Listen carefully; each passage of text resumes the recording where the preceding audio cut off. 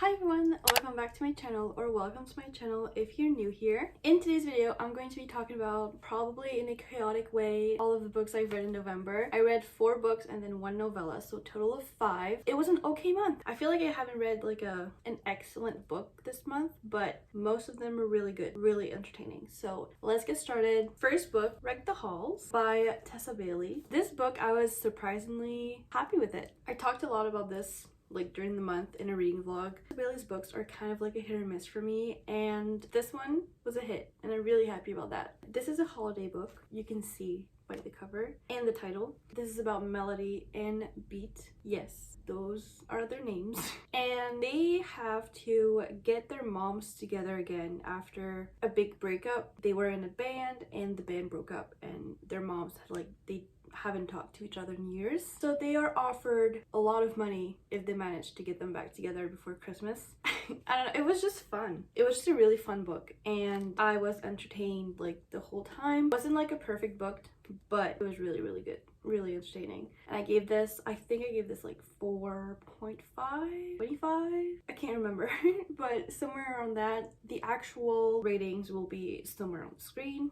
I don't know what else to say about it, really. It's just a very simple, cute and fun and spicy Christmas book, and I definitely think you should pick it up if you like if you read the synopsis and it's something that you think you like. I would pick it up, and it's just a really fun holiday book. Like I was listening to holiday music while reading this, and it was really fun, and it revolves a lot around music. So if you like that, I suggest you pick this up. Next, I actually read the end of this in the same vlog that I've read Reg The Halls, but it's a very different type of book. This book is a dark romance revolving around mafia and 2 different mafia families. You might have guessed it if you've watched my videos, but Brutal Prince by Sophie Lark. I surprisingly really like this as well. So if you know me, you know I don't read a lot of like dark romance. I tend to just stick to cozy, cute romances, but this is not that.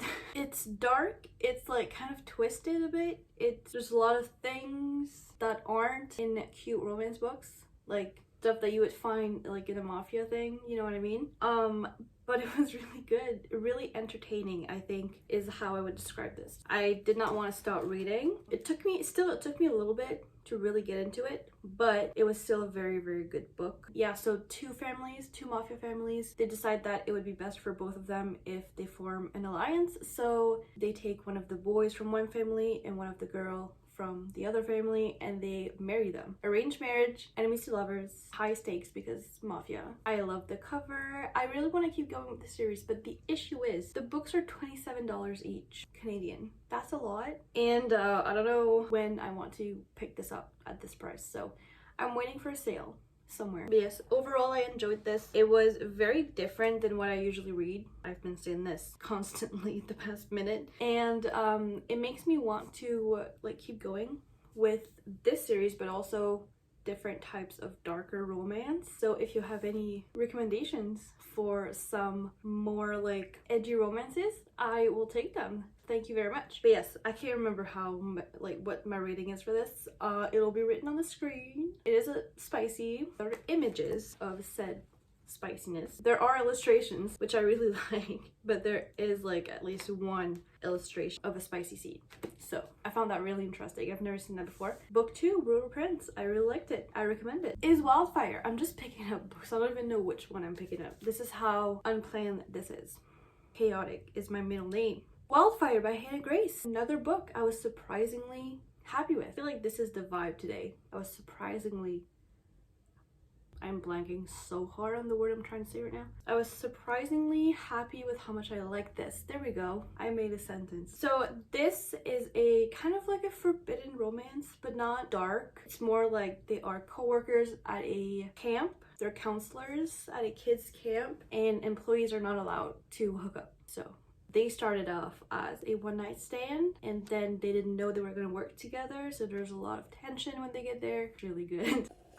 This is like summary book, but it kind of doesn't matter. I don't know, it's way more focused like on the romance, but it still takes place like at a summer camp. But like you can read this anytime. I annotated this so much actually, and there's a lot of depth in both characters, a lot of backstory that we get to see. And this one is about Russ Callaghan and Aurora Roberts. I'm pretty sure that we saw Russ in Icebreaker. I'm pretty sure. But yes, it's about them. It is spicy. I'm having trouble deciding if I like this or Icebreaker better, because okay, when I first read Icebreaker, I felt okay about it. It was like a 3.5 book for me, and then this is like a 4.25 or something, which technically when you look at the ratings, I like this one better. But I've been annotating Icebreaker a few times for Etsy orders, and every time I annotate it, I just love the story so much, so I feel like I was too harsh last year when I read it, and it would be more like a 4.25 star read as well as so they're kind of equal, and I don't know which one I like better. I can't decide, so they're equal right now. I feel like I'm going to absolutely love the third one coming out. Have you guys seen the cover? She's wearing a Taylor Swift cardigan, and it's like in this library thing. Come on, like, I'm gonna love that one. But yeah, for now, Wildfire and Icebreaker are pretty equal when it comes to my favorite. Let me know which one you like better. Maybe that'll help me decide. Thank you. Next book is a novella, and this is the one that I would not necessarily recommend because I was kind of bored while reading it, and I feel so bad for saying this, but pretty much the only reason I'm glad I read it is because it took me like one book closer to my reading goal. You know, like I was like, I'm going to read this and it's going to be one extra book on my reading goal, and while I was reading this, I was just like, just keep pushing through it so that you can add that one book to your reading goal. That is my Night Before Christmas. My issue with this is just that, like, I feel like it would have worked better as a full-length book, not just a novella, because these characters have like a history, but you don't get to see that, so the connection that they have throughout the book is like not explained enough, so kind of like their feelings and stuff like that kind of feels a bit cringy and like sudden. I don't know if that makes sense, but I've honestly seen a lot of people say the same thing on Goodreads, and I gave this like 2 stars. So this is the book I don't necessarily recommend, but if you read the synopsis and you're like, oh, I might like this, or if you're just looking for a book to complete your 2023 Goodreads challenge, go for it.